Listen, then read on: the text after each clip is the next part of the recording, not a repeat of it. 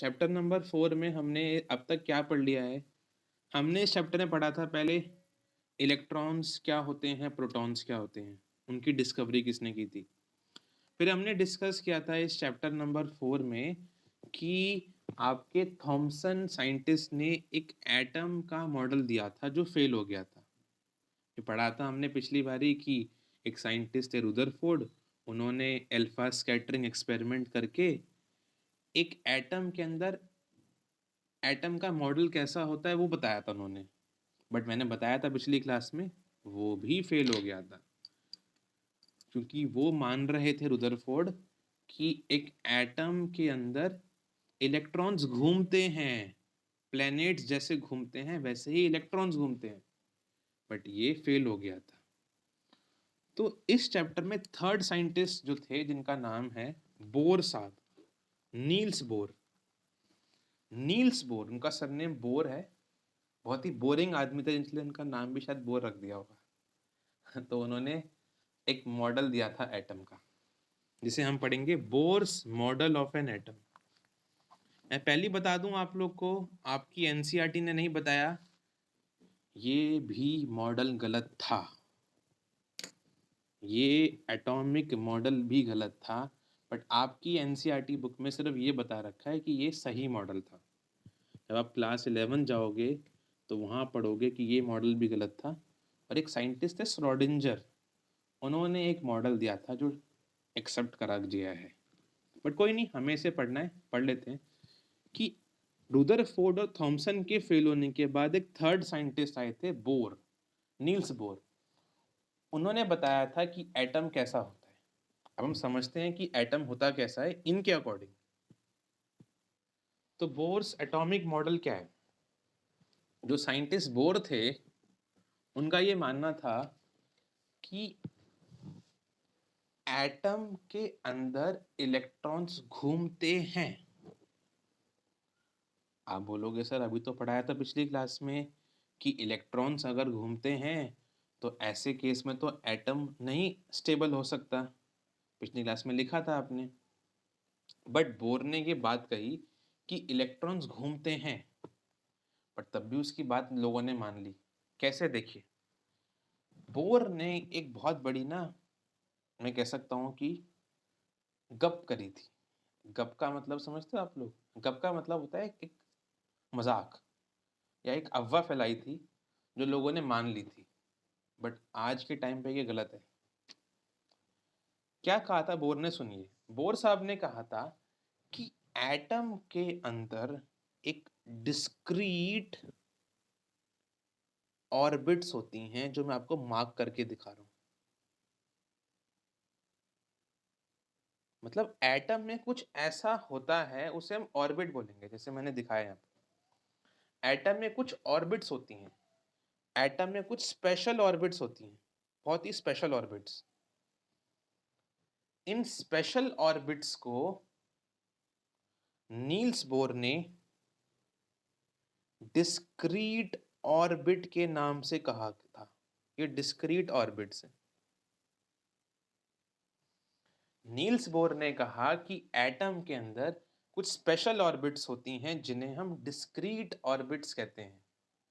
ये एटम के अंदर प्रेजेंट होती हैं। याद करो, ये नहीं कहा था रुदरफोर्ड ने।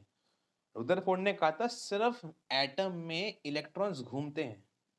नील्स बोर ने एक एक्स्ट्रा पॉइंट ऐड करा है उसकी बात में। जो रुदरफोर्ड साइंटिस्ट ने कहा था वही ये भी कह रहे हैं, बट उन्होंने एक पॉइंट एक्स्ट्रा ऐड कर दिया कि एटम के अंदर कुछ स्पेशल ऑर्बिट्स होती हैं जिनको हम डिस्क्रीट ऑर्बिट्स बोलते हैं।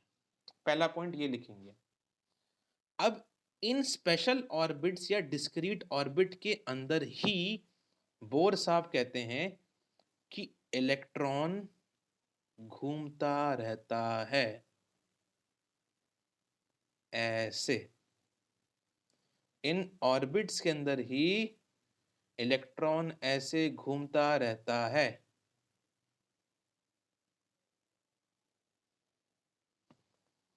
और जब वो घूमता है तो उस केस में वो एनर्जी को रिलीज नहीं करेगा,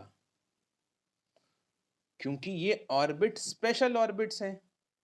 स्पेशल ऑर्बिट से एनर्जी रिलीज नहीं होती, ऐसा कहा बोर साहब ने, और सबने मान ली उनकी बात। गलत था ये, बट कोई नहीं, हमें तो पढ़ना है, हमें तो ठीक मानना है इसकी बात को। समझ रहे हो आप लोग क्या डिफरेंस आ गया? रुदरफोर्ड ने भी कहा था इलेक्ट्रॉन्स घूमते हैं, बोर साहब ने ही भी कहा इलेक्ट्रॉन्स घूमते हैं, बट फर्क क्या आ रहा है?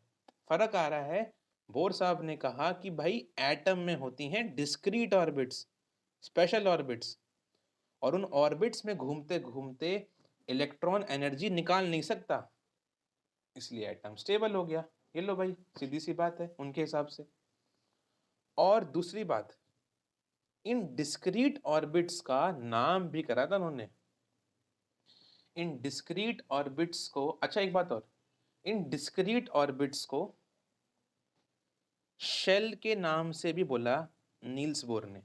नील्स बोर ने कहा कि ये ऑर्बिट्स को हम शेल्स भी बोल सकते हैं, शेल्स, और इन शेल्स को हम एनर्जी लेवल भी बोल सकते हैं।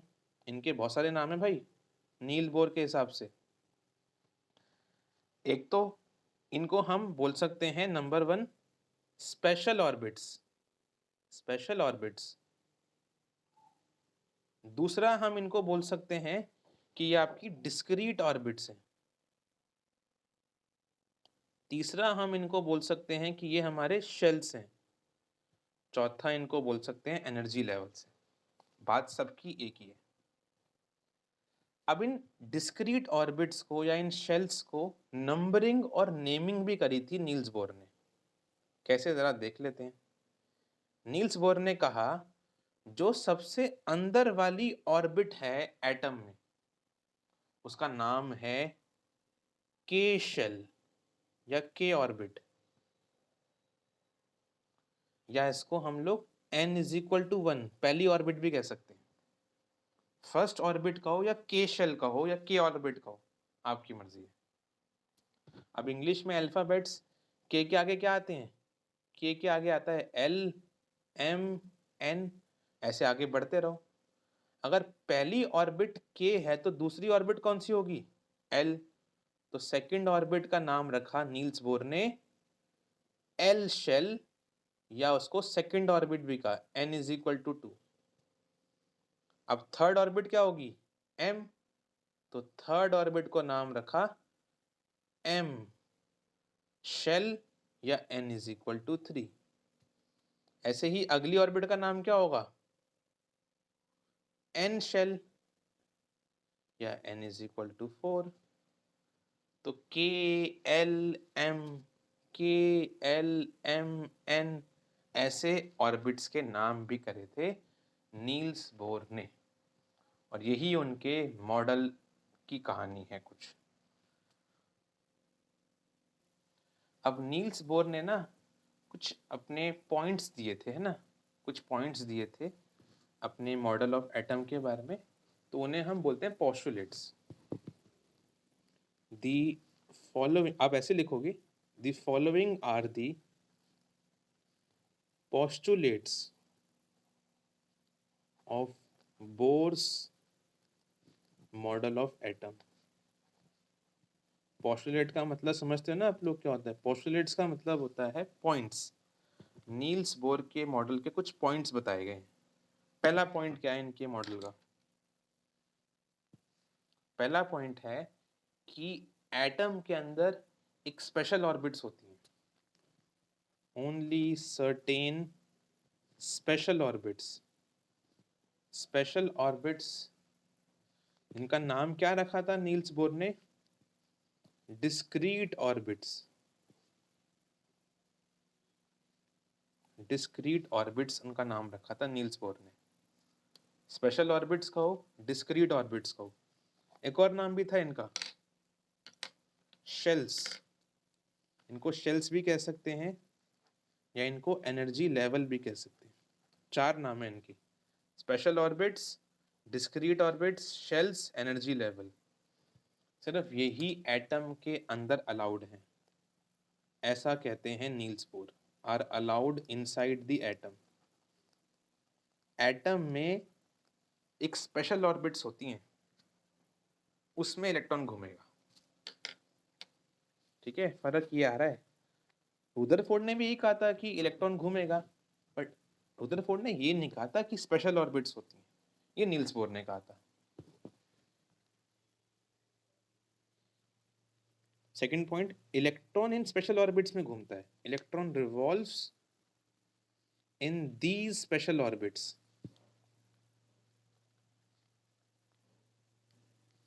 इन स्पेशल ऑर्बिट्स में इलेक्ट्रॉन घूमेगा, ध्यान रखिए। और जब वो घूमेगा, क्योंकि ये ऑर्बिट स्पेशल है, तो वो एनर्जी कभी रिलीज नहीं करेगा। वाइल रिवॉल्विंग, इलेक्ट्रॉन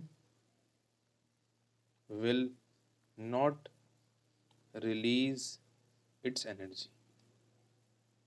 और जब घूमेगा इलेक्ट्रॉन, तो वो अपनी एनर्जी को रिलीज नहीं करेगा। Second point. थर्ड पॉइंट, इन ऑर्बिट्स के नाम भी बताए हमें नील्स बोर ने। दीज ऑर्बिट्स या shells are numbered as n is equal to 1 2 3 dash dash dash. 1 2 3 के हिसाब से उनकी नंबरिंग होती है और उनकी नेमिंग होती है, और named as K L M N dash dash dash. K L M N से उनकी नेमिंग होगी, 1 2 3 4 से उनके नंबरिंग होती है ऑर्बिट्स की। तो अगर हम डायग्राम बनाए नील्स बोर साहब के जो एटम का, तो कैसा बनेगा? ये सेंटर में आप लोग दिखा दो न्यूक्लियस। मैंने बताया था पिछली क्लास में कि एटम के सेंटर पे होता है न्यूक्लियस। फिर नील्स बोर के हिसाब से ऐसे आप ऑर्बिट्स दिखा दो, एटम के अंदर ऐसे ऑर्बिट्स होती हैं।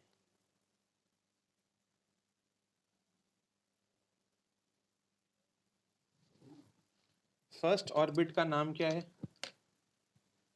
ये तो आपका न्यूक्लियस है, देखो इसे तो हम न्यूक्लियस कह रहे हैं, है ना। मैंने बताया था पिछली क्लास में जो एक्सपेरिमेंट था अल्फा स्कैटरिंग, उसमें ये निकल के आया था ना कि एटम के सेंटर पे होता है पॉजिटिव चार्ज, जिसे न्यूक्लियस कहते हैं। अब जो फर्स्ट ऑर्बिट है उसका नाम के शेल है और उसकी नंबरिंग 1 होती है। सेकेंड ऑर्बिट को हम n is equal to 2 show करते हैं और उसका नाम क्या होता है? के आगे आएगा आपका एल शेल, तो वो एल शेल था। थर्ड ऑर्बिट को हम n इज इक्वल टू 3 लिखते हैं और उसका नाम क्या होता है? के एल एम शेल। ऐसी फोर्थ शेल को हम क्या बोलते हैं? के एल एम एन शेल। और ऐसी बहुत सारे शेल होते हैं एटम के अंदर। तो ये नील्स बोर के एटम का डायग्राम है। एग्जाम में क्वेश्चन आया अगर आपके कि बोर्स मॉडल ऑफ एटम को एक्सप्लेन करिए, तो जब भी 3 पॉइंट्स लिखे पीछे वो लिखना और डायग्राम बनाना। ये पूरा टॉपिक हो गया आपका बोर्स मॉडल ऑफ एटम। अब ये तो हमने देख लिया, तो अभी हमने इस चैप्टर में तीनों चीज़ें देख ली। थॉमसन मॉडल ऑफ एटम भी देख लिया था, रुदरफोर्ड मॉडल ऑफ एटम भी देख लिया था, उसके लिमिटेशंस क्या थे रुदरफोर्ड मॉडल के, वो फेल क्यों हो गए थे वो भी देखा था, और अभी देख लिया हमने बोर्स मॉडल ऑफ एटम। अब हम इस चैप्टर में एक और पार्टिकल की डिस्कवरी करते हैं, न्यूट्रॉन की। याद करिए, आपने ये पढ़ा था इस चैप्टर में कि एटम के अंदर प्रोटॉन्स और इलेक्ट्रॉन होते हैं। तो बता सकता है मुझे कि इलेक्ट्रॉन की डिस्कवरी किसने करी थी? थॉमसन ने। प्रोटॉन की डिस्कवरी किसने करी थी? गोल्डस्टीन ने। अब आते हैं न्यूट्रॉन पे कि न्यूट्रॉन की डिस्कवरी किसने करी थी। तो ये थे चैडविक साइंटिस्ट। देखते हैं। हाँ जी, तो ये हैं आपके जेम्स चैडविक। इनका नाम जेम्स चैडविक है, चैडविक बोल सकते हो इनको। ये चैडविक साइंटिस्ट हैं। चैडविक साइंटिस्ट ने 1932 में न्यूट्रॉन की डिस्कवरी करी थी एटम के अंदर। प्रोटॉन की डिस्कवरी करी थी आपके गोल्डस्टीन ने, इलेक्ट्रॉन की डिस्कवरी करी थी आपके थॉमसन ने, जे थॉमसन ने। और आज हम देख रहे हैं कि प्रोटॉन के बाद न्यूट्रॉन की डिस्कवरी करी थी जेम्स चैडविक ने 1932 ईयर में। अब ये होता क्या है न्यूट्रॉन, वो भी समझते हैं। देखिए, अब ये न्यूट्रॉन होता क्या है वो समझते हैं। देखिए, ये तो आपने देख लिया था कि इलेक्ट्रॉन की डिस्कवरी कर दी थी थॉमसन ने, प्रोटॉन की डिस्कवरी कर दी थी गोल्डस्टीन ने। जब इन दोनों की डिस्कवरी हो गई तो न्यूक्लियस के अंदर, ध्यान रखिए, न्यूक्लियस के अंदर एक और पार्टिकल होता है, ये जेम्स चैडविक ने एक्सपेरिमेंटली फाइंड किया। ये आपका है न्यूट्रॉन, ये आपका न्यूट्रॉन है। जब न्यूट्रॉन की डिस्कवरी करी गई तो पता लगा कि न्यूट्रॉन के पास तो कोई भी चार्ज ही नहीं है, ना नेगेटिव चार्ज है ना पॉजिटिव चार्ज है। न्यूट्रॉन के पास तो कोई भी चार्ज नहीं था, वो तो न्यूट्रल होता है, शायद इसलिए उसका नाम पड़ा था न्यूट्रॉन से, न्यूट्रल से। एटम के अंदर या बल्कि न्यूक्लियस के अंदर, न्यूक्लियस के अंदर एक और पार्टिकल फाइंड करा गया था न्यूट्रॉन, जो न्यूट्रल होता है, उस पर कोई भी चार्ज नहीं होता। ये जो न्यूट्रॉन होता है इसकी एक और खासियत है, इस पर चार्ज तो है ही नहीं, इसका मास जो होता है वो एग्जैक्टली या ऑलमोस्ट, हम कह सकते हैं ऑलमोस्ट प्रोटॉन के मास के बराबर होता है। बस आपको ये लिखना है कि इस न्यूट्रॉन की डिस्कवरी करी गई थी 1932 में चैडविक के द्वारा। न्यूट्रॉन का मास सेम होता है प्रोटॉन के बराबर और ये न्यूट्रल होता है। तो न्यूट्रॉन के बारे में क्या लिखेंगे आप? इट वॉज डिस्कवर्ड, इसकी डिस्कवरी करी गई थी इन 1932 बाय जेम्स चैडविक, या सिंपल चैडविक लिख दो। न्यूट्रॉन की फीचर क्या है? Neutron is a neutral charge, ये एक न्यूट्रल चार्ज है, मतलब इस पर कोई चार्ज नहीं होता। द मास ऑफ न्यूट्रॉन, कितना होता है मास न्यूट्रॉन का? The mass of neutron is almost equal to that of proton. Almost जितना प्रोटॉन का मास है उतना ही मास कैरी करता है न्यूट्रॉन। और न्यूट्रॉन को हम रिप्रेजेंट कैसे करते हैं? स्मॉल एन से। It is represented by small N से। याद करो, हमने पढ़ा था इस चैप्टर में कि हम प्रोटॉन्स को रिप्रेजेंट करते हैं P और इलेक्ट्रॉन को करते हैं E से, और उनके पे चार्ज लगा देते हैं, proton positive electron negative. Neutron को N से करते हैं क्योंकि इस पे कोई चार्ज नहीं होता, तो सिर्फ N, कोई चार्ज दिखाना नहीं है। लिख लो जी। अब कुछ क्वेश्चन करते हैं आपकी बुक में, जैसे आप अपनी बुक खोलोगे तो बुक में पेज नंबर 49 पे आ जाओ। पेज नंबर 49 में क्वेश्चन नंबर जो है, आप क्वेश्चन नंबर आप देखो ऊपर वाले जो हैं 1 to क्वेश्चन नंबर 4, अपनी एनसीईआरटी बुक में जो ऊपर वाले क्वेश्चन है, क्वेश्चन नंबर 1 to 4, इसमें आपको दिखाता हूँ। जैसे पहले ये देखो, आप पेज नंबर अगर आप जाओ 47 पे एनसीईआरटी में, तो ये दोनों क्वेश्चन हमने कर लिए थे। कैनाल रेज क्या होते हैं, और एटम में इलेक्ट्रॉन और प्रोटॉन अगर है, एक एक इलेक्ट्रॉन प्रोटॉन है, तो मैंने बताया था कि एटम पे कोई चार्ज नहीं होगा, वो न्यूट्रल हो जाएगा। तो ये क्वेश्चन हमने कर लिए थे इस चैप्टर में। फिर आपकी बुक में पेज नंबर 49 पे आओ, पेज नंबर 49 पे, तो यहाँ आपके पास स्टार्टिंग के 4 क्वेश्चन दे रखे हैं। ये भी हमने कर लिए कि थॉमसन मॉडल में एटम न्यूट्रल कैसे होता है, क्योंकि थॉमसन ने कहा था एटम के अंदर प्रोटॉन्स और इलेक्ट्रॉन दोनों बराबर होते हैं। तो ये हमने सारे कर लिए, डायग्राम बना लिया था बोर्स के मॉडल का, तो ये हमने कर लिए। इन क्वेश्चन को देखो जरा आप, ये भी आसान है। क्वेश्चन नंबर 2 से करवाना था मुझे, तो ये भी हमने कर लिया अभी। नेम 3 सब atomic particles of atom. Atom में 3 पार्टिकल्स कौन से होते हैं? दो तो पढ़ लिए थे पहले हमने, इलेक्ट्रॉन प्रोटॉन, और थर्ड आज पढ़ लिया हमने, प्रोटॉन, सॉरी न्यूट्रॉन। 3 पार्टिकल्स होते हैं एटम में, प्रोटॉन होता है, इलेक्ट्रॉन, और थर्ड पढ़ा हमने आज न्यूट्रॉन। अब क्वेश्चन 2 देखो जरा। क्वेश्चन 2 कह रहा है कि हीलियम एटम के पास एटॉमिक मास 4 है, उसके पास 2 प्रोटॉन्स भी हैं। How many neutrons does it have?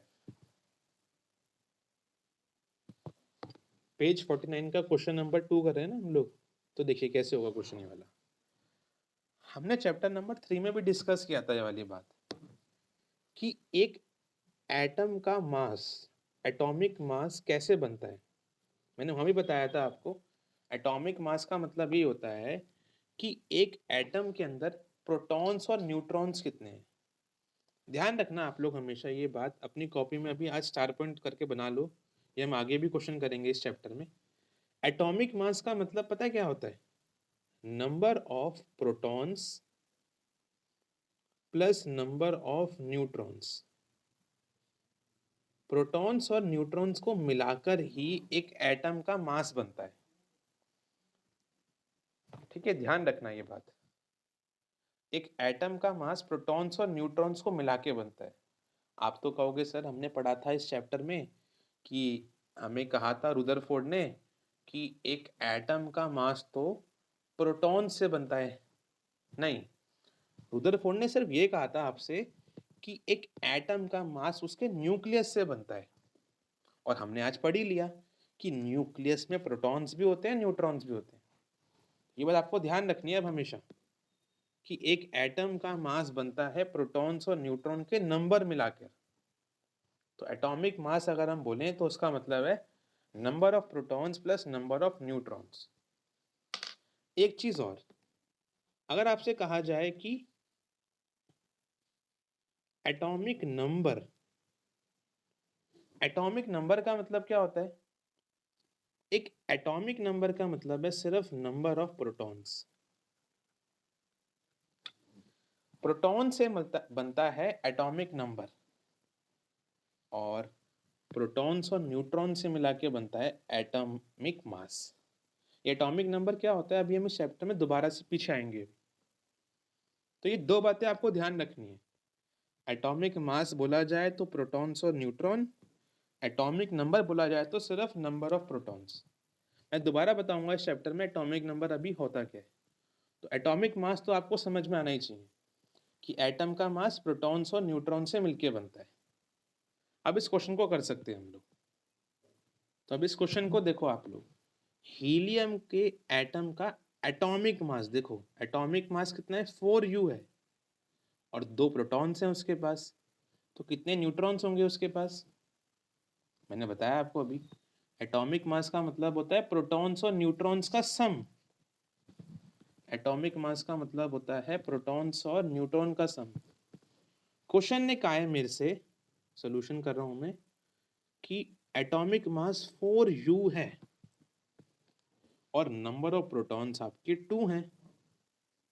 इस फॉर्मूले को यूज करो, प्रोटॉन्स 2 हैं, एटॉमिक मास 4 है, प्रोटॉन्स तो न्यूट्रॉन कितने हो जाएंगे? प्रोटॉन्स 2, एटॉमिक मास 4, तो न्यूट्रॉन्स कितने हो जाएंगे? इसको उधर ले जाओ, माइनस कर दो, 4 माइनस 2 कितना हो गया? 2।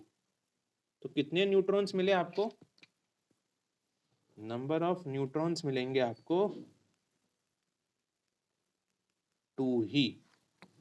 तो ये फॉर्मूला आपके काम आएगा ऐसे क्वेश्चन करने में।